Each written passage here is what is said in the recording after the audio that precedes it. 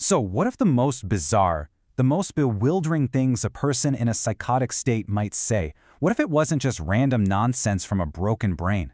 What if it was actually a language, a deeply symbolic language with profound personal meaning? This was the absolutely revolutionary question that Carl Jung threw at a world that was totally convinced that insanity was just another physical disease. And his answer? Well, it was going to change everything. Right from the get-go, Jung asks us to just stop and set aside everything we think we know. He's reframing psychosis, not as some alien thing that happens to other people, but as a window into the very foundations of the human mind, the same foundations that exist inside every single one of us. It's a really radical, humanistic place to start this journey. All right, so here's our roadmap for this explainer. We're going to trace Jung's whole thought process. First, we'll look at the psychiatric dogma he was pushing back against. Then, we'll see the actual evidence he used to start poking holes in it. After that, we'll dive into his new psychological method with a couple of really fascinating case studies. And finally, we'll see how all this leads to a completely new vision of the psyche itself. Okay, so our story really begins in a time of incredible scientific optimism. Psychiatry, which had always kind of been the awkward stepchild of medicine, was absolutely desperate to prove it was a real science, and it thought it had found its ticket right there, inside the brain. You know, for centuries, mental illness was chalked up to demonic possession, or later on it was seen as some kind of moral failing, like a punishment for sinning. But then, the 19th century came along with this powerful new idea. Scientists discovered that diseases like general paralysis were actually caused by physical decay in the brain. And with that, boom, a new scientific consensus was born, and it seemed completely unshakable.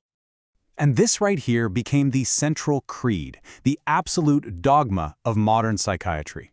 The psyche, the mind, consciousness, it was all just a side effect of the brain. So if you wanted to understand mental disorders, you didn't have to look any further than that 3-pound chunk of tissue in your skull. All the research, all the funding, all the hope, it was all focused on anatomy. But this is where Jung comes in with this just brilliant critique. He wasn't saying the brain didn't matter, not at all. But he argued they were completely missing the point. He said it was like trying to understand a beautiful cathedral by grinding up its stones and analyzing their mineral content. Sure, you'd learn what the cathedral is made of, but you would have absolutely no clue what it means. You miss the architecture, the purpose, the art, the whole point. So how do you challenge a dogma that powerful? Well, Jung was clever. He didn't just argue with theories. He decided to use their own weapon against them: data. He turned to the very anatomical evidence that psychiatry held so dear, the autopsy reports from patients at his own hospital. He asked a really simple but devastatingly powerful question. Look, if mental diseases are truly diseases of the brain, then when we look at the brains of these patients after they've passed, shouldn't we consistently find physical proof of that disease? Shouldn't we see the damage? The answer, he discovered, was a massive, resounding no. So let's look at the data from the Berkeley Hospital. It's pretty revealing. For conditions they knew were physical, like paralysis, yep, clear brain lesions. For really severe long-term epilepsy, okay, sometimes. But then you get to the two biggest categories of psychosis. For manic depressive insanity, nope, no lesions.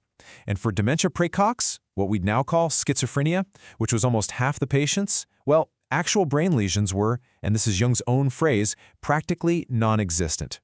And the conclusion from all this was just staggering. When you add it all up, a full 3/4 of all patients had brains that were, for all intents and purposes, physically normal. The central dogma of psychiatry didn't just have a crack in it, it had a massive gaping hole. The brain, by itself, could not explain the madness. So, if the cause isn't in the brain tissue, where in the world is it?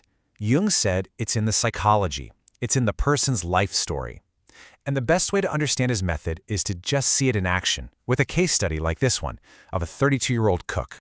Now, from the traditional point of view at the time, this list is just, well, it's madness. It's a collection of random, meaningless symptoms, bizarre behavior, weird emotional reactions, clearly just the result of some brain cells misfiring. There's no logic here. Or is there? Think about it. The core of her delusion seems totally bonkers. Having your teeth pulled, an unpardonable sin? People get their teeth pulled every day without having a crisis of faith. So what made this simple thing so catastrophic for her?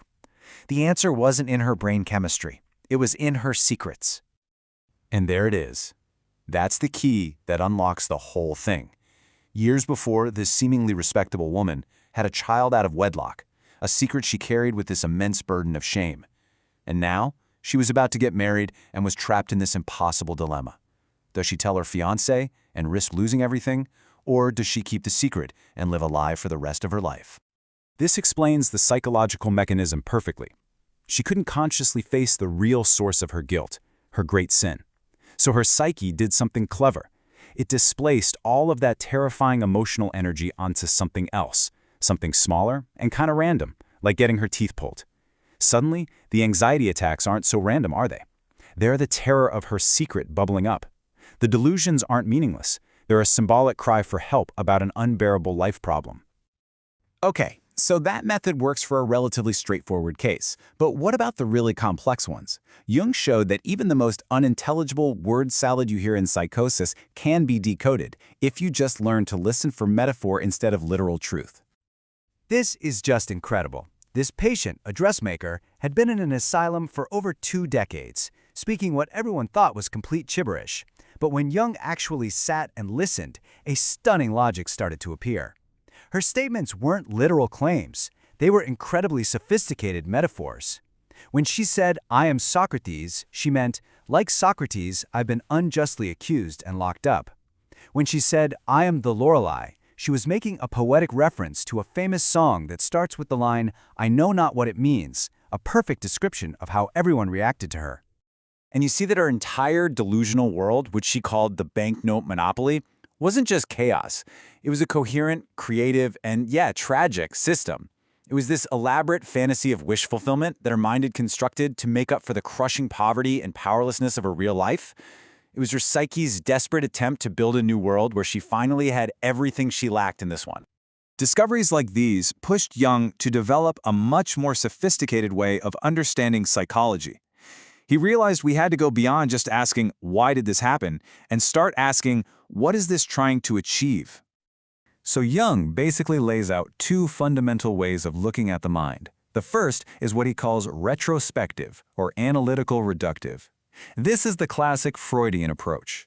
It looks backwards, trying to break everything down to its cause, usually something in your childhood. But Jung proposed a second way, prospective, or synthetic constructive. This approach looks forward. It asks, what is this feeling, this fantasy, this symptom trying to build? What goal is it reaching for? And this is the heart of what he calls the constructive method. It doesn't just see a fantasy as a symptom of some past trauma, it sees it as an active, creative process. It's the psyche trying to build a bridge, to forge a path from a problem in the present that feels impossible towards some kind of future solution. It's an attempt, however symbolic or distorted, to move forward. And this gets us right to the core of Jung's entire vision. From this point of view, a delusion isn't just proof that something in the mind is broken. It's a creative act. It's a desperate, symbolic, all-consuming attempt to build a whole new reality, a new world system that can somehow solve a life problem that has become just too overwhelming for the person to handle consciously. Ultimately, Jung's work brings us right back to a place of deep, profound empathy.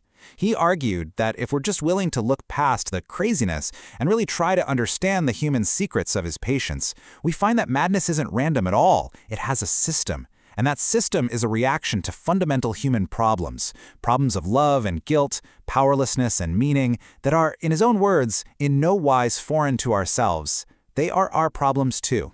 So this leaves us with a pretty big and maybe even slightly unsettling question for ourselves.